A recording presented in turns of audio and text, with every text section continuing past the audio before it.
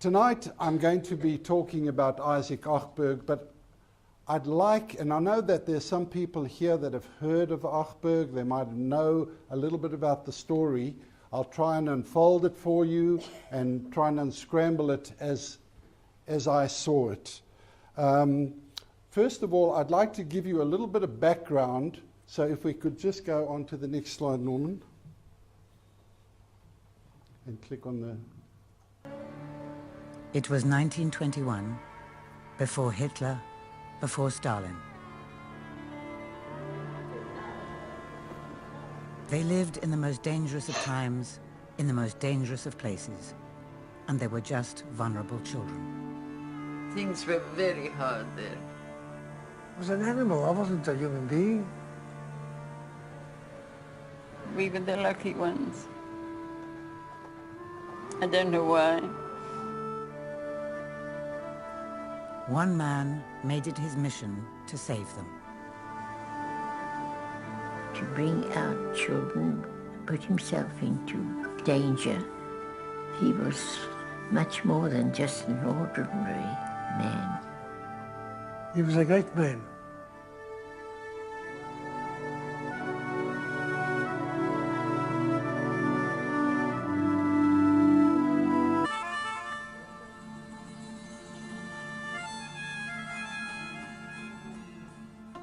By 1920, more than 10 million people in Russia had perished from 6 years of war, famine, and disease. 1 million children were without mothers or fathers. But one group of these orphans, numbering as many as 300,000, were especially at risk, for they were Jews. This is the story of how a businessman at the other end of the world turned his belief that something must be done for these children into action. Thanks. I hope you could hear a little bit at the back there. We have a slight technical problem, but tonight I'm going to tell you the story as it unfolded for me, because it's a very personal story. But in telling a personal story, my story is not unlike many of the descendants of the Ochburg orphans, because many of us, or most of us, never knew the story. And it was only in later years that we started to find out. So I'm going to show it as it unfolded for me. My story began around about 1992, might have been 91 or 3, I'm not quite sure exactly. But by that stage, I had actually settled in Australia. And I guess one started to feel a little homesick, started to wondering about the home. And I picked up one day, it must have been a rainy day because I was really kind of busy at that stage. I picked up some photographs. And there's one photograph that came up. And I remembered this photograph so clearly. It was always in my mother's drawer at home. And I remember as a youngster, although we were so busy playing soccer and cricket and worrying about the wonderful life we were having as after the war children, the baby boomers had arrived. And now, suddenly, I have a look and I see this picture and I'm wondering, what was this all about? I know that I had asked my mother once before and she had told me it was my father's niece. And so I started to look. Now, the beauty in the early 90s was that the internet had actually come on and had given us a tool in which we could start to investigate. And so I did. You can click the next one. And I found these other photographs with it and some writing on the back. And so I started to investigate. And I looked and I searched and I searched and I came up. There was just a brick wall. There was nowhere for me to go. And then that search actually finished about 5 years ago when I was able to find the rest of my father's family, and they had all perished in the Holocaust. So,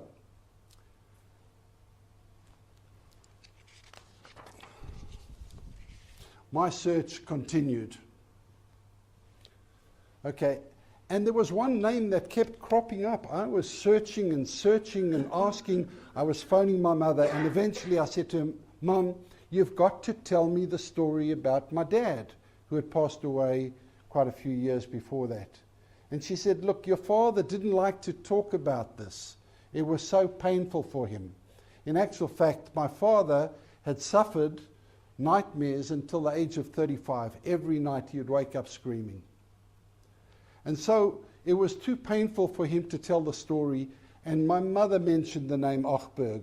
And I started to search for Ochburg, and there was nothing on the internet. But I put a posting up. And this was the interesting thing that started the whole ball rolling.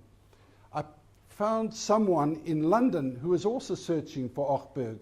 And I found someone in Cape Town who was searching for Ochburg. And I found someone in Israel.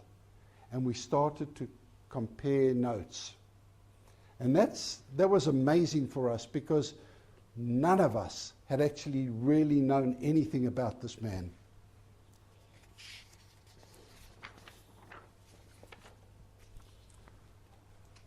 Who was Isaac Ochburg? Now, Isaac Ochburg had emigrated from the Ukraine to South Africa in 1895 as a 17-year-old. He could not speak English, but within 4 years he had learnt the language well enough to become a South African citizen. And by the time he was 21, he was in business and making quite a bit of money. He got involved in shipping. He got involved in cinemas, which were now the big thing. He got involved in building. And by 1920, he was one of the richest men in South Africa, and he was only 40 years of age. So, yes, so he is a fascinating character, just in that he had built himself up from nothing to become, and you're talking about some of the mining magnates, he was up there with them, and you'll hear about that a little later. Now, to understand the story of Ochburg, we need now to take ourselves. I know a lot of people get confused when I tell the story between the Holocaust in 1939 to 45, and we're now got to go right back to the 1920s and the situation in Europe. Now, a lot of people after, sorry? It was after the 18 War. It was during the time of the Russian Revolution. It was, there was a Polish Revolution and Civil War. There were the most terrible pogroms that were happening, and the country was actually littered, infested by a lot of army deserters who had now formed little gangs and armies, private armies, and they would move into these areas, and they'd just go to these little towns, and they would take and do whatever they wanted. And the people in the middle, mainly Jews, because the Jews, let's just go on shot. We're talking about this area over here. This would be Poland, that would be the Ukraine, and that would be Belarus today. It didn't quite involve the people, because many South Africans had come from Lithuania. That was in the far corner and certainly not as badly affected. 3 million Jewish people were forced to live here. They were not allowed to live in other parts of Russia. They could not have ordinary jobs, and they were not allowed at that stage to travel. Now, let's just go. I'm going to, when it says horror upon horrors, you don't need to read this paper. If anyone wants it, I'm prepared to send it to you. It is horrific. But I'll read you this little piece over here. Jewish children, the little children you see here, have not eaten for many days. That is why their bodies are so thin and their legs swollen. They have no parents to whom to ask for bread. That was the situation. The situation was so bad, but what made it even worse, in 1921, there was a famine in the Ukraine. Now, the Ukraine was the bread basket for the whole of Russia, supplying most of the food. Now, what had happened is the Russians had actually made this famine happen because they had taken all the food and sent it into Russia. And so by 1921, there were people that were dying of starvation. There was no food, absolutely no food. Pogroms became a part of Jewish life almost daily. A lot of the research I did, I was very fortunate to go to the library here in Sydney and be able to read newspapers from London. And every week they would be reporting about the terrible conditions that there were in the Ukraine. Let's just go. This is, we all know who the Joint Committee is. This was the American relief workers. And they were the only people that were allowed at that stage to do anything for the people. And they were getting money from America and sending it to this area in the hope that they could buy some food or bribe, whatever they needed for the people. And if you read that, just go back to that, Norman, it is quite horrific. The terrible and unsanitary conditions which were caused by the coming of these people broke out in epidemics of scarlet fever, diphtheria, typhus, you name it, and even cholera. But the most horrific thing is the statement over here. The mortality among children that were annihilated, an entire young generation. So the young children just could not survive. Their parents could not look after them, and many of them never had parents. As you will see, I think the next slide, there were soup kitchens that were trying to feed the people. Go, Norman. Now, the world heard about these stories. The messages were being sent out. Please help us if you can. Whatever you can do for us, please help us. And so the call for help went out around the world, and you'll see this march that took place in London was taking place at the same time in Montreal, in New York City, in San Francisco, all around the world. People were trying and being asked to sacrifice, to give as much as they could, because this was the greatest Holocaust of its time, the worst annihilation of a Jewish population ever. So 3 million people, of which, as you heard earlier, during the war, 10 million people in Russia lost their lives, and many of them were the Jews that were actually sandwiched in between the armies. Public meetings were held. That one was in Glasgow, and actually this is a report that I got from the Hebrew Standard, which preceded the Jewish Times here in Sydney, and it talks about the conditions that existed in the Ukraine at the time. So all around the world, these meetings were being held. In actual fact, this is one of the notices that went out there, and this is from the London newspaper. They must not die. And I'm not a great reader, but I'll just read you this. 150,000 orphans are left today as a result of this Holocaust and butchery of the Jewish people in the devastated areas. The conditions are so terrible, words cannot adequately depict their misery. So things were absolutely, it was horrific.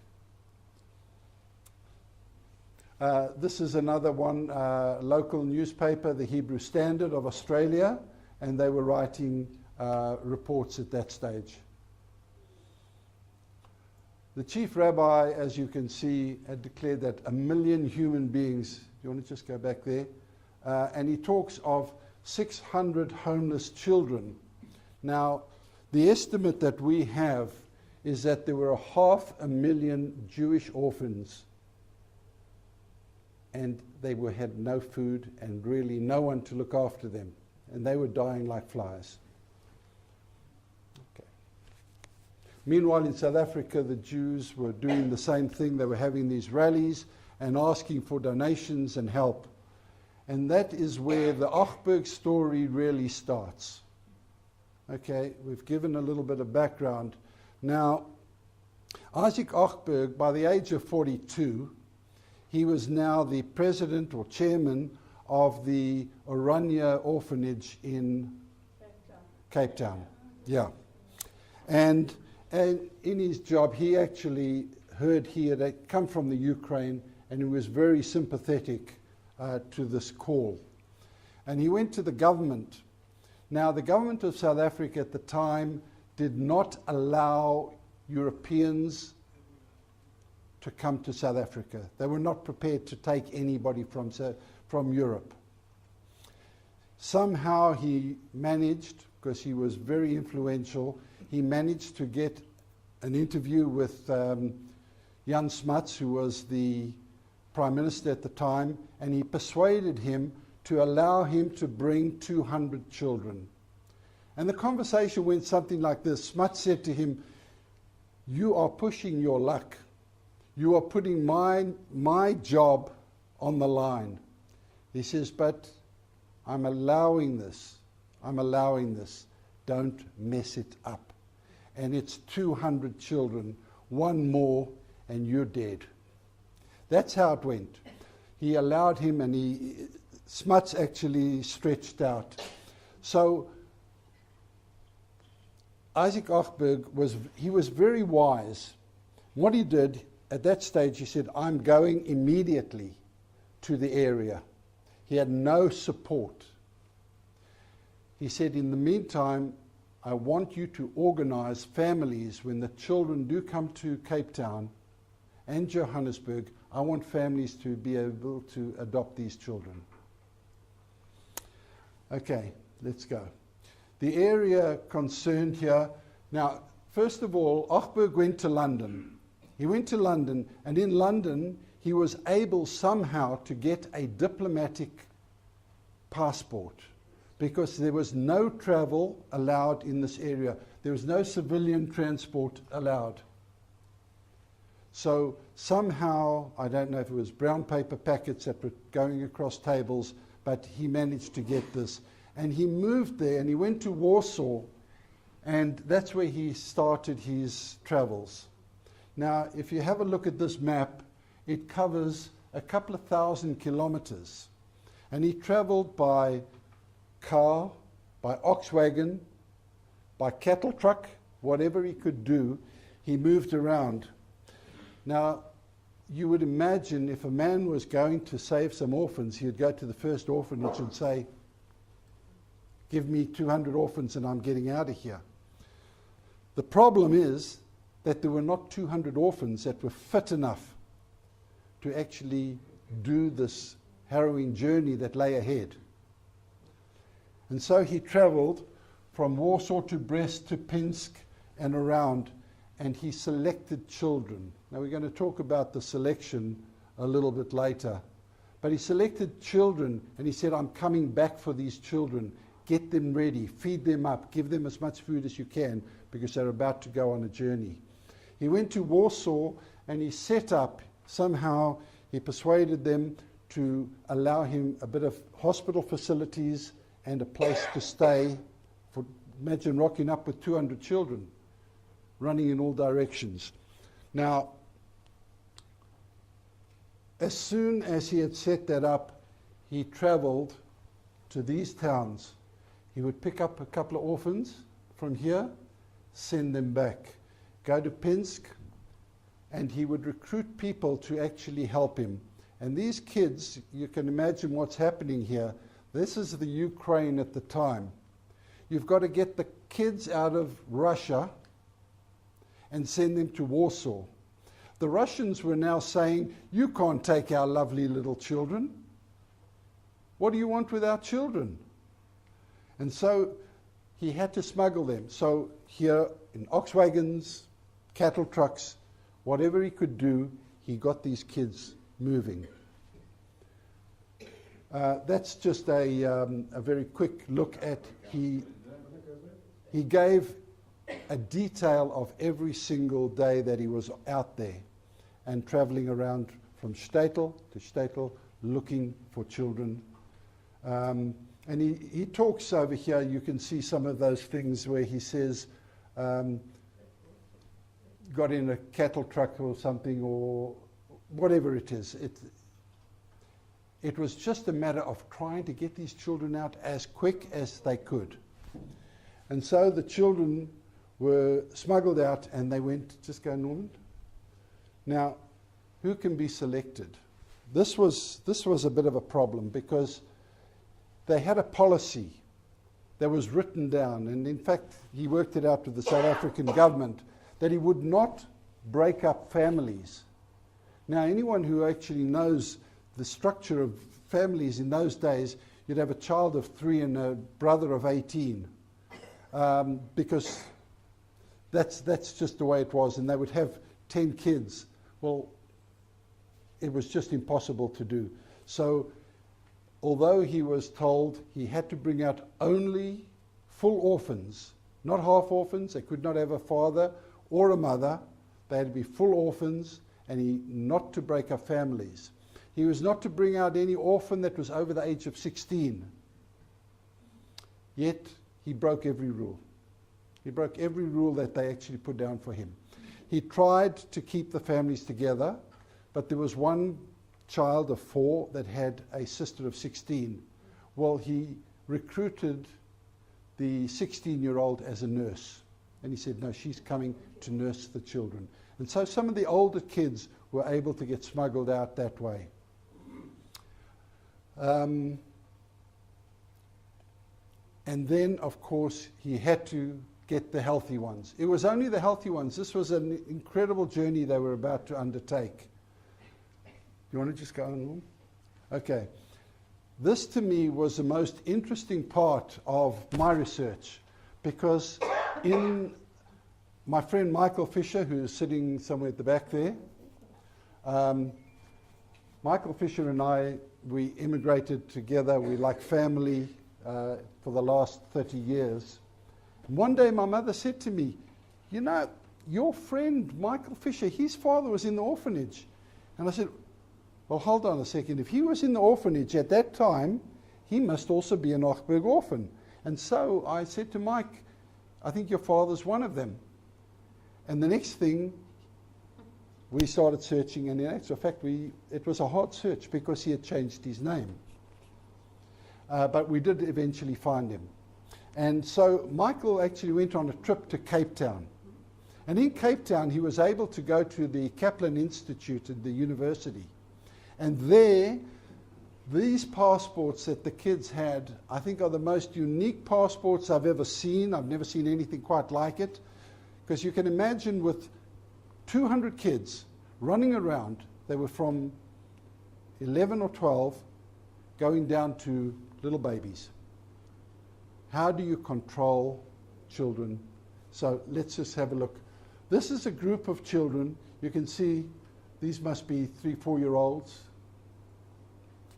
That was my father. He was 9. And let's just have another one. That became, now what they had this tremendous problem of keeping a track of these children because they couldn't all stay billeted in one place.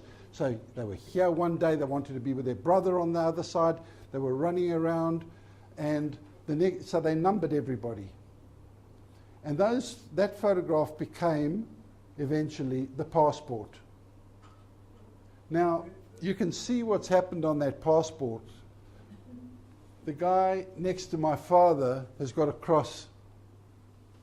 He's crossed out. So what happened to these children that got crossed out? Did they not go? Go to the next one. This is another picture.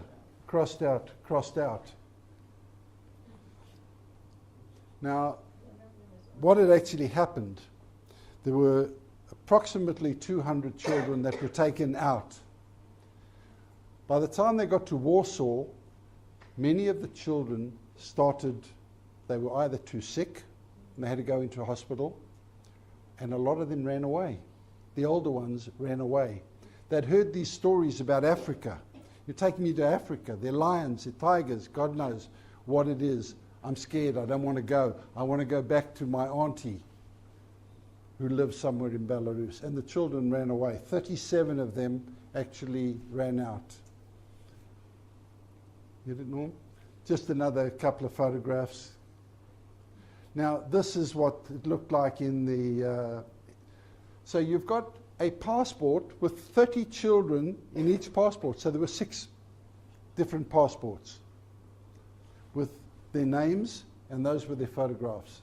So there were only 6 passports for all the children. Now, the thing about it is that this was not allowed. This was not to be. However, Ochburg somehow had used his influence to say to them, please, allow this. We've got to get them out, because by now the Russians are hearing about their children landing up in Warsaw. And they're saying, hold on a second, so you've got a major diplomatic issue going on here. Send those kids back to us. So he said, no, take the pictures, get them out as quickly as possible. And so, just roll one over. This gives you, in actual fact, this particular man I'd met here in Sydney. He was pretty elderly, and I'll just tell you a little bit about him because it was very interesting. I'd met him almost by accident again. And I went to see him, and I said to him, I have a photograph of you when you were young, and I know your story. And he said to me, I don't want to hear another word. So, and that is what happened with many of these orphans. Okay, let's just go on. Now, to keep a track, and you imagine what's happening here, you've got people talking different languages, even these kids. They all spoke Yiddish, but they also spoke other languages. So they started to make lists. How do we keep track of all these kids? And so what we found was the first lists were made in Yiddish. The next ones were written up in English, translated, and you can see these are the ages of the children. 5, 9, 8, 6, 8. And believe me, it was pretty much a guess, because they really didn't know some of the ages. And eventually it was typed out.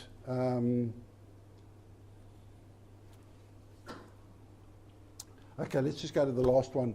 Now, the woman that saved the day very much was this particular woman over here.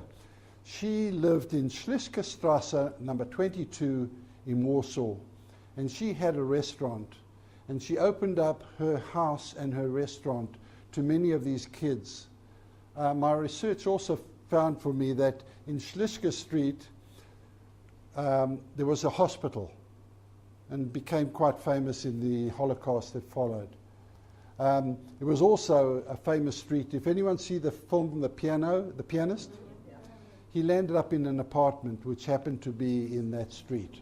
Okay, so these are the kids, and you can see they're looking a little bit healthier, and they're ready to travel. And this was the last day they spent in Warsaw with Mrs. Engel. Very appropriate name. Let's just go on there.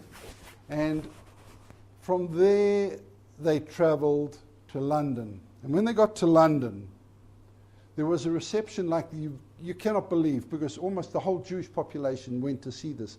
The press was full of it, because in England they had brought no orphans. They were not allowed to bring what they called in the English paper this European trash to England. And so in saving 200 children, it was really very, very big news. And so from Warsaw they traveled to Gdansk and then by boat, and eventually from Southampton they got on a boat and they landed up in Cape Town. Now this picture is a little bit blurred, and I'm glad it's blurred because this is the sad part of the story. Because Ochburg had actually managed to get 183 children to South Africa.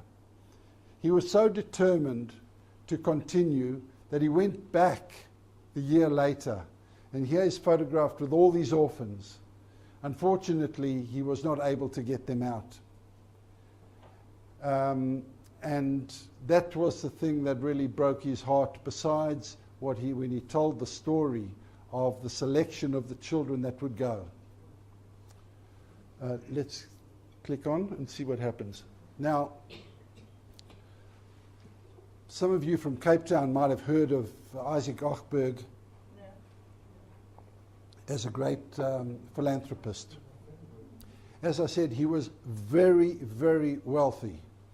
When he passed away, he had donated 4/5 of his entire estate to saving the people in Europe, and I'll tell you about what he did in Israel, or at that time it was Palestine. Just click on to the next one. This is a picture of a memorial in Israel. Now what had happened is Isaac Ochburg had realized that the people in Europe, the only way to save them was to send them to a country that would accept them. And he donated the biggest tract of land ever by an individual. He bought up land and he gave it to the state to use to develop and put agriculture on and whatever it is, so that the people could survive.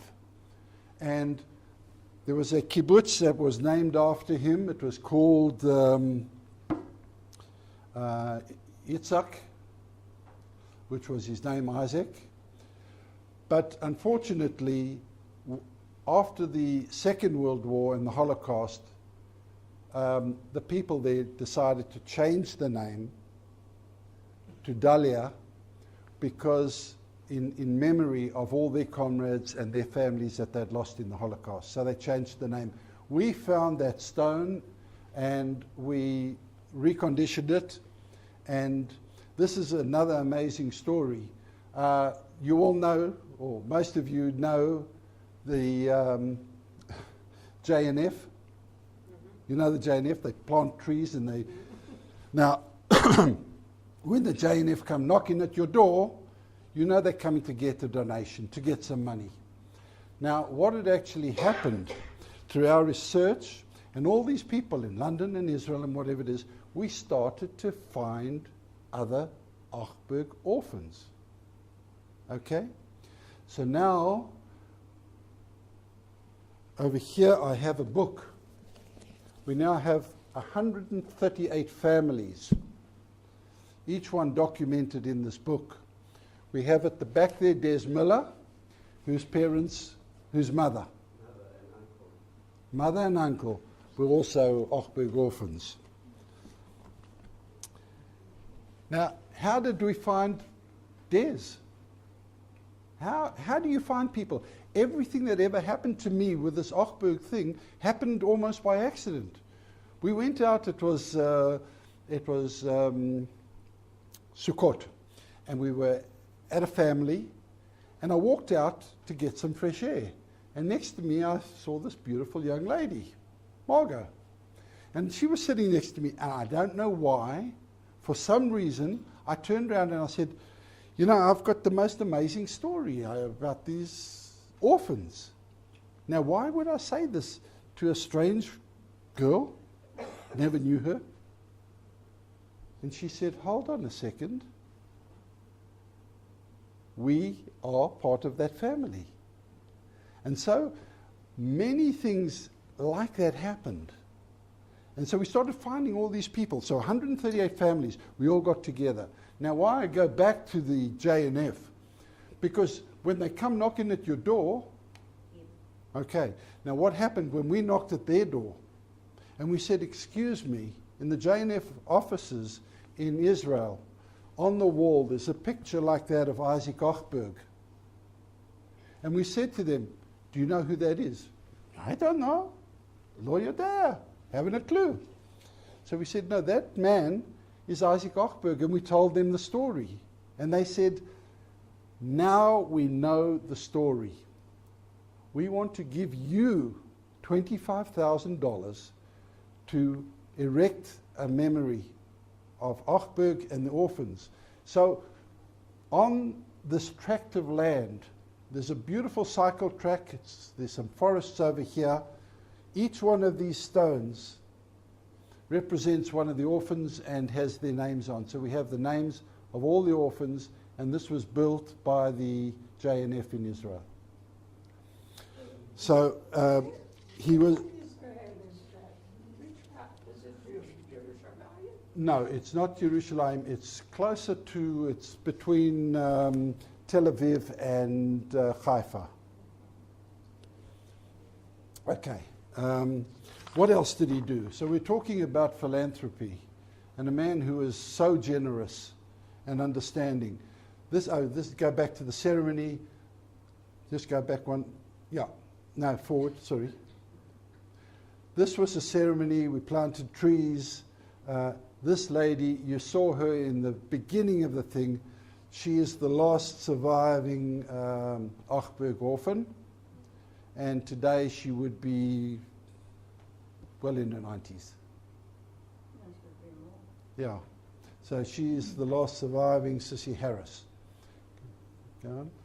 Okay, so I was very fortunate that, you know, they've got these microfilms at the library and you can go through. So I went and I said, okay, give me the Jewish Times or whatever it is that you can give me. And they had it on microfilm. And I went almost every week looking, searching, because you've got a whole newspaper to read and looking for little columns. And I found this and I was absolutely blown away. Because here, Ochburg had donated $25,000. He had left it in Sydney. Now, why Sydney? You may ask, why would he actually leave money in Australia? And he left a dowry for young girls who didn't have a dowry. Now, £25,000 in those days would equate to maybe $700,000, if not more. And so he left this money in Australia. And then when I started to find out, he was very, very wise. And he said, we are giving everything to save these people and send them to Palestine. But what happens if it doesn't work?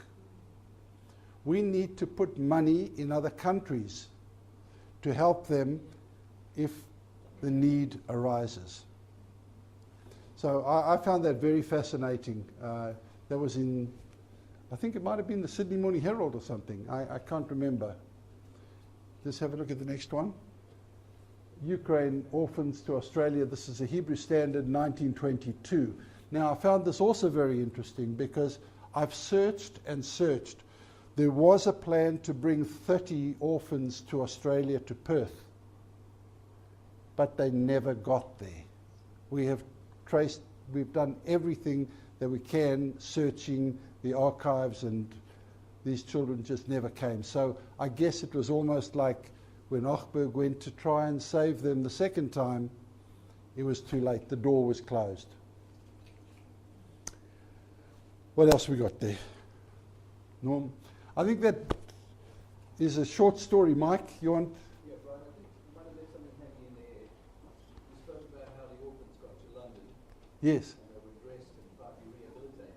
Yes. I think you left it hanging there. Let's get them to South Africa. Okay, well, we'll get them to South Africa. I don't know how you're off for time, because, okay, so look, if anyone falls asleep, we'll wake you up. And this was an incredible journey, because you can imagine, again, 200 children getting on a ship. How do you control them? And they were really frightened. Now, these kids were very traumatized. And eventually, when they did get to Cape Town, of course, what do you do with 200 children? So the whole plan was to split them down the middle, send a half to Johannesburg, and a half were kept in Cape Town. Now,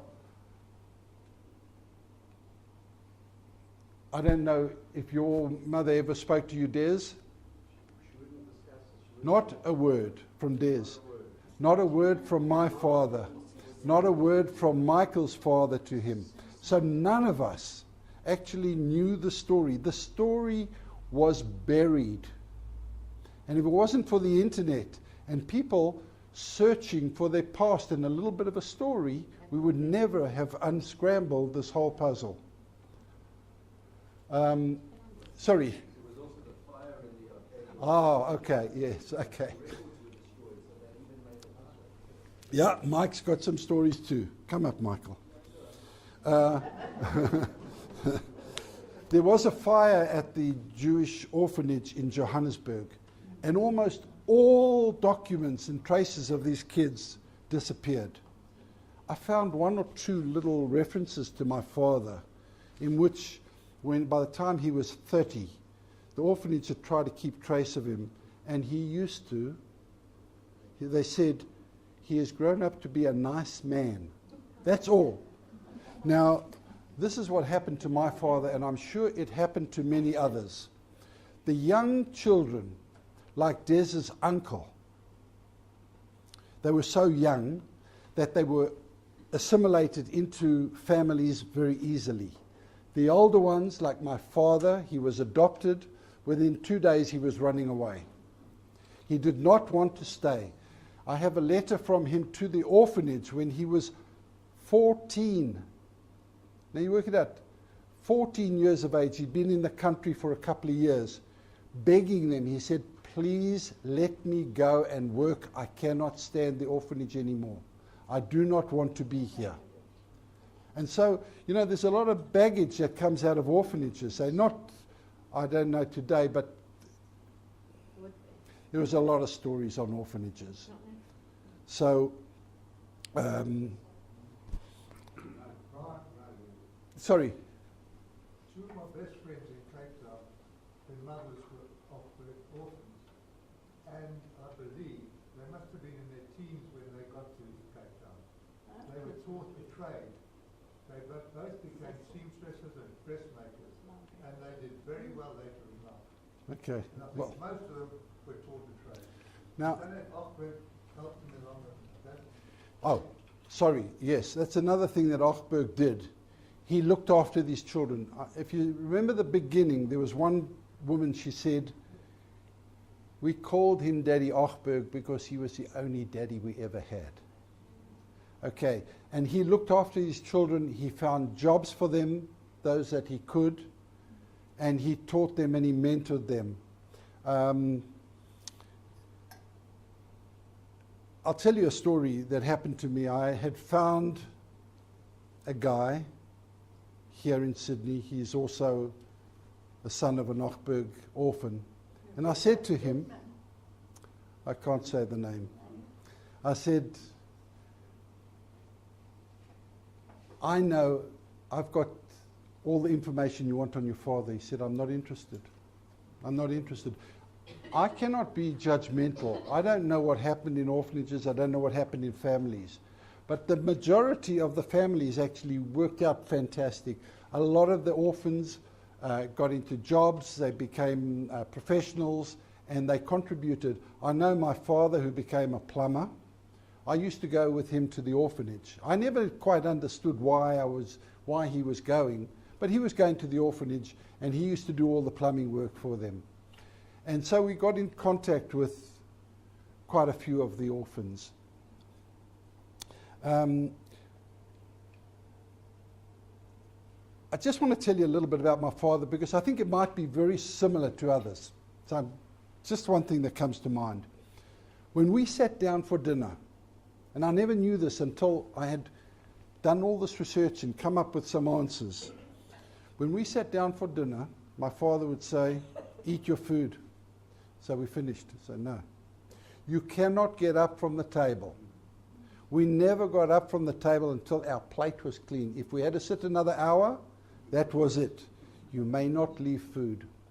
And it was only afterwards I realized what had actually happened. But there was one incident, and I can remember it so clearly. We went to the movies. We went to see Gone with the Wind. And I think there was a story of the Civil War in America. And at one stage, Phoenix is destroyed. And they're walking along, and they found an onion. There was nothing to eat. They found an onion. And when my father saw this scene, he broke down in the movie house.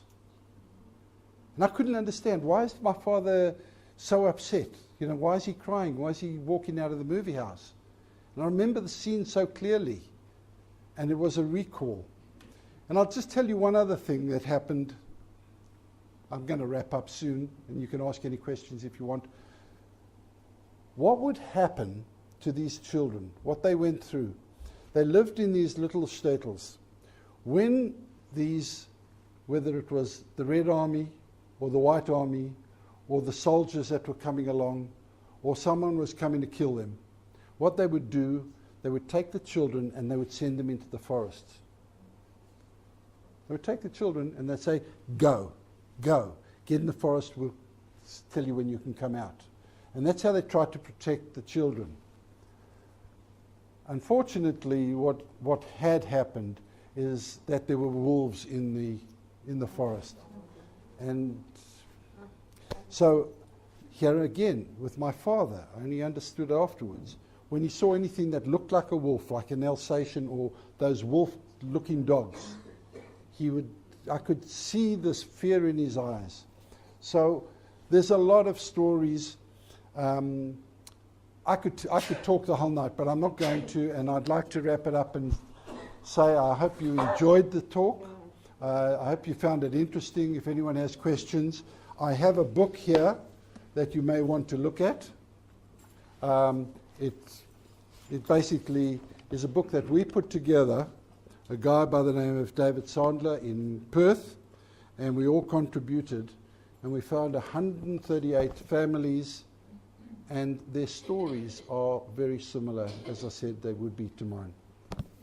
Thank you.